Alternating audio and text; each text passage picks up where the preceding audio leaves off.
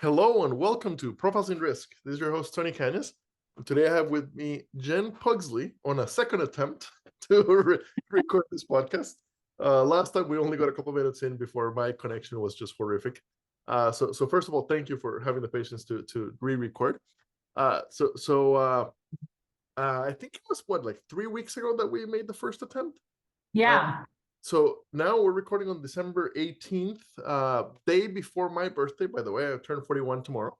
Happy birthday. Thank you. And I can only imagine that if Canada was cold-ish 3 weeks ago, it's probably super cold and snowy now. Well, it's super weird because it's a very warm year. It's an unprecedented warm year. So it's actually, I think we have like the little dusting. Okay. Like, I mean, dusting of snow. And we've been sitting around like 3 to 6 above pretty much this whole time. That's not bad. For my uncouth American listeners who don't speak Celsius, you said what you said 4 or 5 degrees above zero? Yeah. So that's like 36 to 30, kind of 38 Yeah. Fahrenheit, something like that. So yeah, very, very, very decent. Whereabouts are you again? I can't remember. You're all I'm in Ohio right now. So just got in yesterday, and we drove down to we got in Saturday, drove down to Kentucky yesterday, and then drove up this morning. And it snowed on the way up from Kentucky pretty hard. But it has not been super cold. It's been nice. Around the same temperature you're at right now. Yeah, You're getting the best of both worlds. You're getting the kind of like the snowy holiday feeling, but not the cold. Yes, it's snowing right now, but yeah, it has not gotten super cold. Awesome. So I can't complain. We're only in for like 10 days. So I'm hoping it doesn't get much worse, or I might not go anywhere. Yeah, awesome. So I don't even know if I properly introduced you. Jen Pugsley, VP of Customer Success at Goose Digital. And we met at the fantastic Amplify Broker Tech Fest in Calgary at the beautiful Canadian Museum of Music, which was my first visit to Calgary, and a great experience overall, great conference overall. Great job to Trufla on that. And you had a great session, by the way. Thank you. So that was fantastic. We always give the guest the chance to give the elevator pitch. What is Goose Digital? Sure. Yeah. So Goose Digital is a full service digital marketing agency. We've had a insurance practice for over 7 years. We work with brokers, carriers, MGAs, I would say mostly in North America, some in the UK. And we really combine in-house insurance expertise with modern marketing, digital marketing strategy and execution services to accelerate new business retention and loyalty. So we often get wrapped up in the insurtech world. People sometimes think we're an insurtech, but we're not. We're a pure service provider, digital marketing and technology service provider. But when it comes to the insurtech, we're like the rest of the technology that Goose Digital would support, CRM technology or marketing automation technology. We are always at the table in the same conversations. So we have the ability to operate lead management and marketing functions of that insurtech. Okay, so whether it's Trufla, or applied technology or some of the other ones that are out in the space, but that's really our differentiator, is that we are a service provider. So we support any technology that the customer wants to use, essentially, as well as all your other traditional digital marketing, realms. So paid media, organic, SEO, content and copy. That's kind of a tough one in the insurance industry. And yeah, we've been at this for 10 years. Insurance is about 38 to 40% of our business. The rest of it is financial broad, B2B tech, and manufacturing. So we are bringing, you know, a lot of the, you know, I guess best of breed, I guess, not best of breed, but like we are bringing a lot of that knowledge from other industries that actually tend to struggle with the exact same things. We like to think insurance is, you know, has its own unique challenges, and it does, but we are bringing them together in the sense of knowledge sharing, right? So yeah, that's us. So kind of end-to-end marketing from strategy to like tactical Execution. execution. Yep. Yep. We are hands. I mean, people hire us for, you know, we have small brokers that would use Goose Digital for their entire outsourced marketing department. And then we have larger companies that and larger brokers that we are extra hands, right? We're just another kind of become part of their 10-person team already. And yeah, so it's basically a soup to nuts service. Okay. Um, from my perspective, the fact that you've got an insurance background is Yes, exactly. this is such a weird industry. Um, how how did it come to happen? How did you guys come to create this Goose. company? Yeah, so my insurance background, I went insurance, and my brother actually went tech. Okay. So I started on the banking side and then moved into kind of a direct writer environment and then moved into the brokerage world. Okay. And my family owned brokerages throughout Alberta, right? So I kind of, the last kind of stint, I guess, of my insurance career, I was at one of my family's brokerages and becoming up as a commercial producer, but also paying attention to what my brother was doing in Toronto at the time. And he was building a, you know, online e-commerce business that was bringing mid to large and small retailers, brick and mortar retailers online for the first time. Anyways, I was fascinated with how they were using, you know, marketing automation technology and CRM and all these tactics to kind of grow. And I was kind of, you know, thinking there must be a better way. So anyways, I put my the steps in place to transition my career and convinced my brother to give me a job at that other company. That company sold very quickly. And then in 2014, Goose Digital was operating under a different name, and it was really kind of formalized in 2014, 2015. And I said, let's look at this insurance industry because XYZ, my mom at the time was going through an exit on her brokerage. And here we are, I guess 10 years later, just so that's how the story started, right? I was boots on the ground broker. We started working in the broker channel, then we advanced into working with carriers and helping them better market to the broker channel. And then kind of the MGA is the same type of angle. And so that's kind of just how it all started. It's just similar to even, you know, some of the people in the space, right? That's how Tanya and I from TrueFlow, really close, similar background, similar, and just every product use case that we built was based on boots on the ground knowledge. So. Okay. So what is the process like when a new client reaches out? Yeah.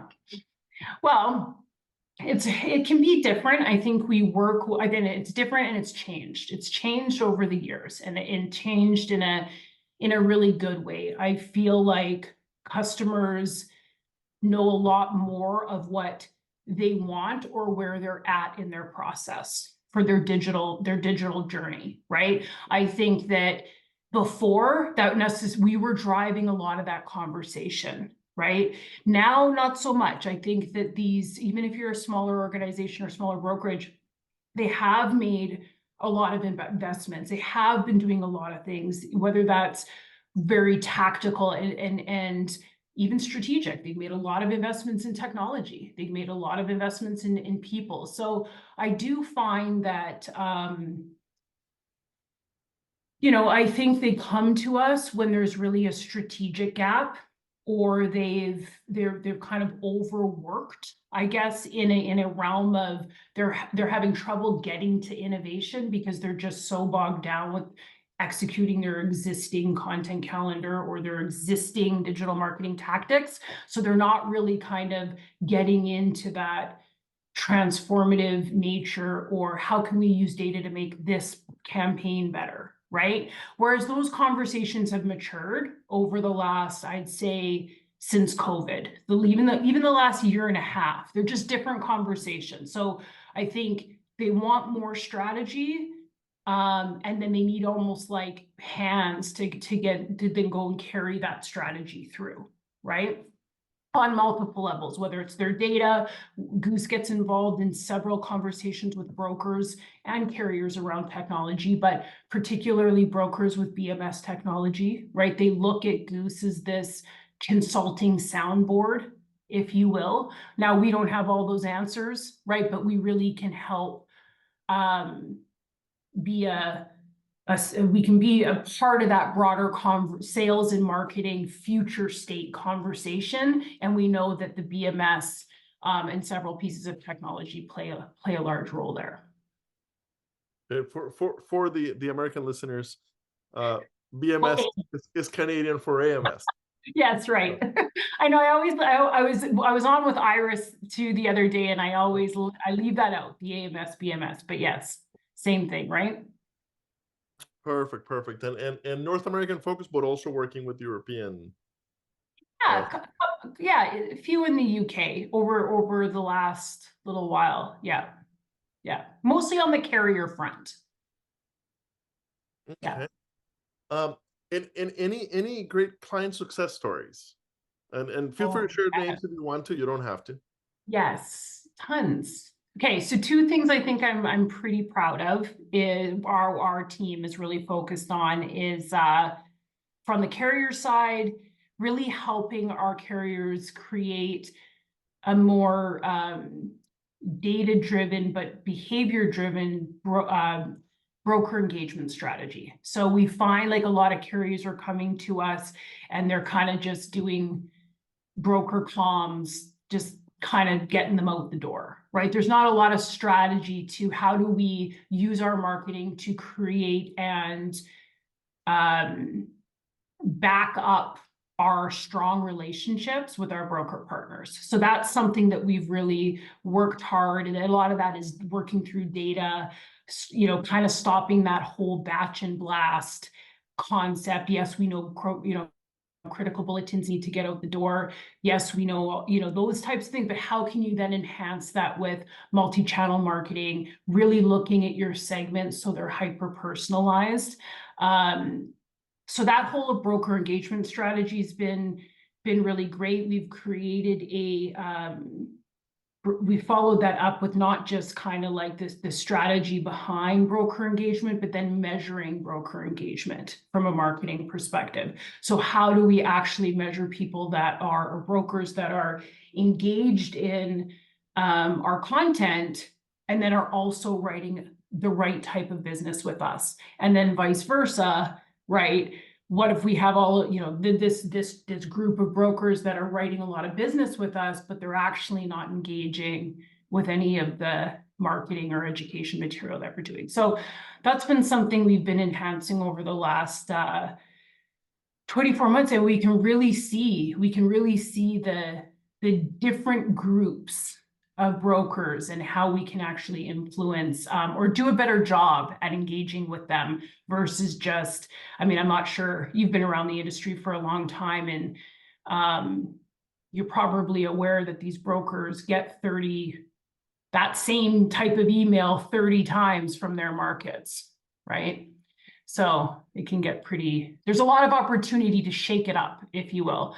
The other thing I think is, we've really turned for our broker partners is something I was really, again, passionate about on the paid media side. Is very difficult to turn a profit or a return from the broker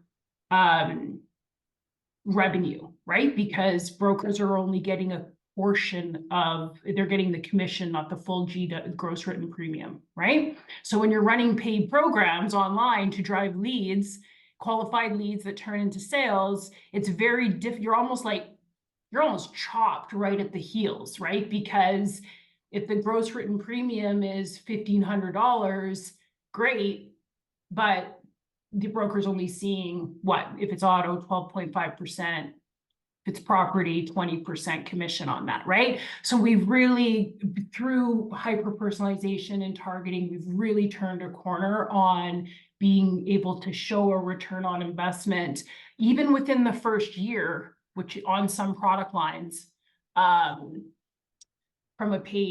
driving paid leads. So that was a lot of work to try to piece all that together. Yeah, so I'm very proud of that, because you're almost up you're walking that fine line up a big mountain there. So yeah. Fantastic.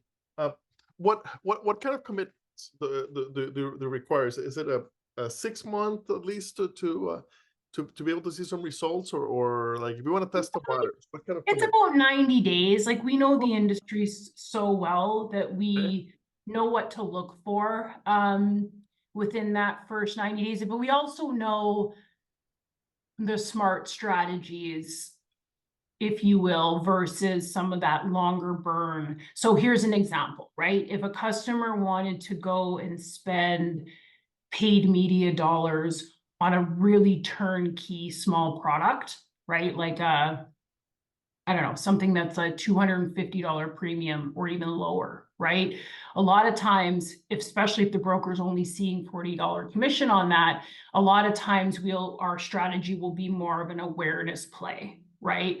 An organic and awareness play versus having to see immediate results. And something like that would take more like a year. That would be a year plan. But the budgeting is so much different than, you don't need a large budget to go after something like that. So we're very well versed on that type of the beginnings of the strategy, because we've done so much of it. We've done everything from a photography product that was $10. Well, you got to be very strategic on on your budgeting when the policy's only $10, right? So no kidding. Okay, so that's the big difference of working with experienced insurance. Yeah, exactly. It's like if a customer says to me, I want to compete on auto insurance in Canada, but I have a very small budget. Okay, well, then let's talk about what we can do, right? Versus taking that money and flushing it down the toilet. Let's talk about, what are the strategies that you can do if you only had a $500 budget. And I really help them work through the low-hanging fruit that they have in their existing book. So if they don't have larger budgets, we really work through what is the low-hanging fruit that we think we can get now, right? What are some of those product lines where we can maybe bring in a customer and then round them out other ways than just competing on auto insurance when we know we're up against, some bigger players with deeper pockets type thing. Since we're recording very late 2023, any predictions for insurance marketing for 24? Yeah. What are you guys expecting to see?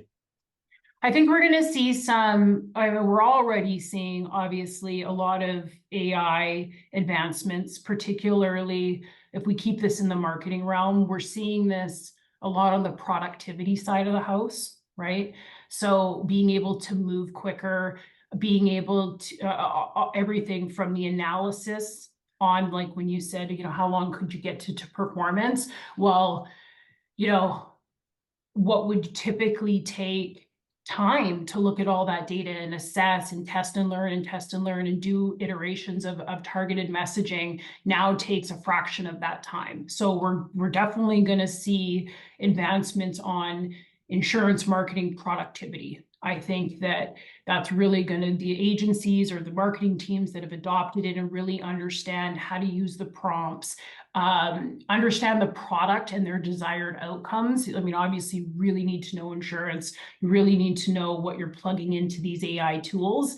But I think it's just going to allow us all to move faster and get through that test and learn process quite quickly. I'll give you one quick example, but if we wanted to test out 3 different images, 3 different messagings, targeted messages that we want per channel, let's say, to actually go and do that now, to come up with the graphics, come up with the copy, the personas, all of that stuff, even pulling the data out of some of these, tools that are on the market, like a Trufla or like an Iris, that is just a fraction of the time that it once took. So then you can get all those iterations up very quickly, see which one performs best and run with that one. So definitely AI from a productivity perspective. There's also a lot of talk about what 2024 is going to look like from an advancement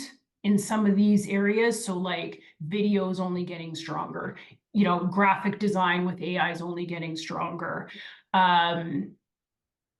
Predictive analytics and personalization. So I think these tools are going to get stronger in 2024, I guess is what I'm saying. I do have to say your session with Tanya was great. Very, very like, here's how we actually did it. Very hands-on. Here's exactly what we told ChatGPT to get this, and discussion of several different tools. And if I'm not mistaken, you guys have kind of taken that on the road. You're continuing to give that presentation Yes. past the conference. So for the listeners, look it up for next time you guys give it. I thought it was very good, which is why I shared it when I saw that you were giving it again. So fantastic. All right. So lots of generative AI actually used in marketing. In marketing. Yeah. Next year is what you should expect. So listeners, if you're not playing with it, yeah, play with it. That's the best place to get started, and is just trying it out. You're right, Tanya and I got that up here in Canada. We got that course. We're going to continue it on. We got it accredited, and we're going to continue it on to help the audience, because I think that the practical hands-on. So I thank you that you said that, because that was really dear to us, is that we really wanted to make sure that when we're showing you how to use it to write a live cross-sell, like we really want to show the audience, hey, this is how you can use it, so you can go back to the office and sign up for a free account and then say, hey, yeah, I'm gonna try this, right? It doesn't take long before you're actually turning into a little bit of a whiz bang. And there's so many new releases that are happening all the time. I think last week ChatGPT, or a couple weeks ago, they released that you could just copy and paste a link on. So let's say you wanted to copy and paste a home insurance link from your website, assuming that your website copy is up to date. You could say, using this, can you please create my ideal target persona? Right. So there's so many cool things just within the last month that you can do. Fantastic. Thank you for your time today. This has been very, very, very interesting. I think there's definitely a space for this within insurance. Marketing is something that I think basically all the insurance organizations struggle with, of all sizes. And using somebody that understands our world is, and that is clearly staying ahead of the big changes in the tools that we have. When this goes live, I'll tag both you and the company on the show notes and on LinkedIn. Thank you so much for your time today. Thanks, Tony. Take care. Happy holidays. Thank you too.